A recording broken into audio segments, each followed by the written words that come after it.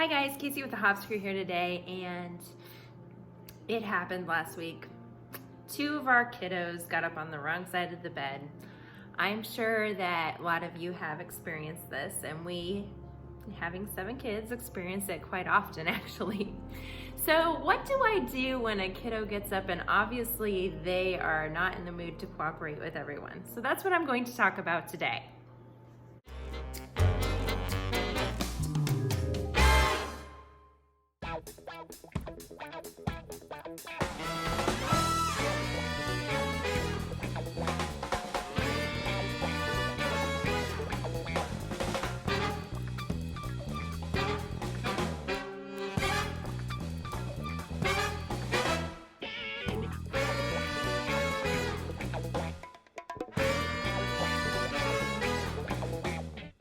So we work on this kind of thing a lot because it does apply to their character. And honestly, if they're going to get up and just cause trouble wherever they go, then it's going to affect everyone in our family's day. So we actually kind of relate this to a tornado. If a child is being a tornado, meaning that they're being destructive to everyone and everything in their path, then we have to address that. So a couple of things that I do whenever a child wakes up and they're obviously on the wrong side of the bed. The first one is I try to redirect their behavior. Everybody has, including me, gets up and they just don't feel like getting up. They would rather stay in bed or whatever. And so when that happens, I try to redirect them just by saying, listen, we need to change what we're doing. That's not going to work today. And sometimes that just cures the problem. Now, this particular day last week, it did not. So I had to move on to my next step, which is I have to remind them to control their body. And in these cases, it was mostly their mouth that was being out of control. And so I had to remind them that they needed to speak kindly to those around them. And we do lessons on self-control ahead of time so we can refer to those lessons. And we talk about how, we need to control our mouths, we need to control our bodies, even when we don't feel like it. It still is something that we need to do. So after I give them basically two chances, I remove them from the situation. So in both of these cases, when I remove them, I generally try to start out with like a time in with me. So give them some time to be, just nearby while I'm doing whatever it is that I'm doing. And because sometimes whenever you have a child like this, they're already kind of obviously angry about something, whether it be just that they're not feeling well, or something happened to start their day wrong, or something happened the day before that they still haven't processed. And sometimes whenever that happens, we remove them and I put them in the room, and that triggers what we call a meltdown. And a meltdown is basically a temper tantrum, and they lose complete control of their bodies. Now, as mom, I don't want to provoke them to this point. So my goal is to try to get them to think about what they're doing and to reassess. So with these 2 particular kiddos, I ended up having them sit with me. And I kind of just basically do a timeout. So our timeouts at our house are about 15 minutes long. And so I removed them from the situation. I had them sit with me, and then they kind of just reassessed what they were doing. So give them a little bit of a break. And during this time, I always evaluate maybe why that they're having this problem. It could be a number of things as to why they're having this issues. I take the time to evaluate why they're acting the way they're acting. So, and I actually pray about this during this time. I ask God to show me what it could be. And there could be a couple of things that they're doing. Number one, are they getting enough sleep? So I was 90% certain that this was the problem with our two kiddos last week. We had had a couple late nights out, and they hadn't gone to bed until much later than they normally do.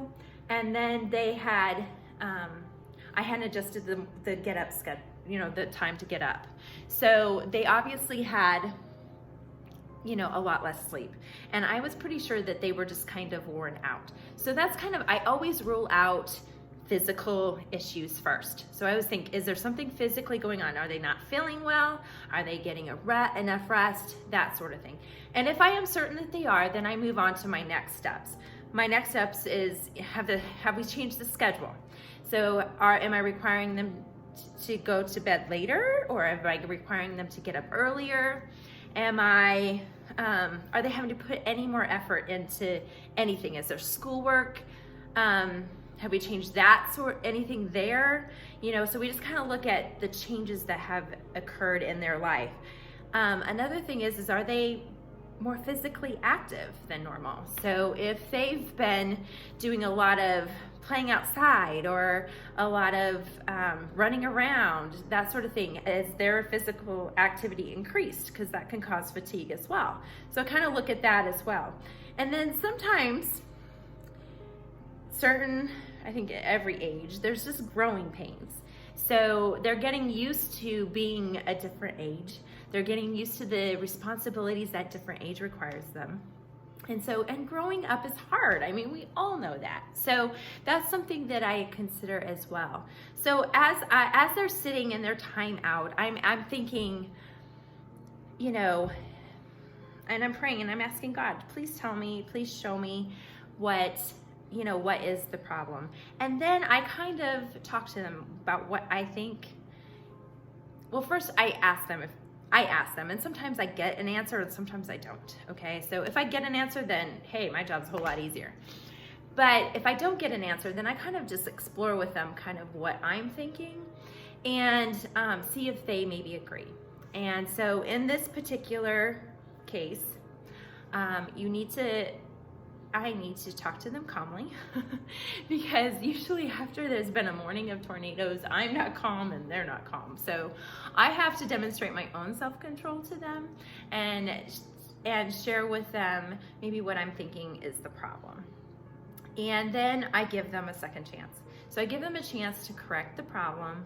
And, I have even, in this case, I went through the steps like, we need to speak kindly. We need to speak kindly in not only words, but in our tone. And we need to keep our hands to ourselves. Hitting is not okay. Hurting other people is not okay. And see what happens. Now, one of my kiddos responded, pulled themselves out of it, was able to continue on the day. The second kiddo was unable to pull themselves out of it. So what did I do then? Well, I sent that kiddo to bed because at that point I knew nothing short of a nap was going to cure this particular problem, and I was right. So this particular kiddo, I say to them, listen, I think you need to go lay down, and I suggest that you try to sleep. And sure enough, they did, and the short nap cured their problems. They got back into the rhythm of the day, and it went great. If I hadn't have done that, yes, she took the time to have to take a nap, but at the end of the day, that's what she needed. And so was I really going to get anywhere with her not giving her the chance to sleep and to try to get herself together? Probably not. So it was worth it for me to give her a 30-minute nap in her room by herself, and it worked, and she pulled it together. So that's kind of what I do when my child wakes up on the wrong side of the bed. And sometimes I wake up on the wrong side of the bed, but I don't always get to go and go to my room. That doesn't work. So that's what I do. There's a post on my blog at www.hopscrew.com that talks about teaching your child self-control. And I actually talk about these steps that I took and also the lesson that I had taught previously, which I was able to draw from in that moment. So I believe in teaching character as an everyday thing so that in the moments when we need the character, lesson, we can say, remember when? And so that's what I was able to do with this particular one. So check it out. Again, thanks for watching, and we'll catch up with you soon. Hey YouTube, I'm on a mission to get you to subscribe to our channel. Thank you.